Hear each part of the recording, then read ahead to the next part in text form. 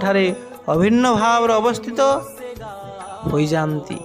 अतएव से चिरदिन जन्म मृत्युर चक्र रक्षा पाई जाती। तेज आपण मैंने जानी सारी कि भाव भगवद गीता निर्देशित अच्छा यही आत्मा ही परमात्मा, यही जीवात्मा ही ब्रह्म, यही जीवात्मा ही ईश्वर अंश अर्थात से पूर्ण अंश कहले आपण मन में गोटे न्यूनता आसुथिबो, भेद ज्ञान आसुथिबो। वास्तव में भेद ज्ञान अज्ञान जनित।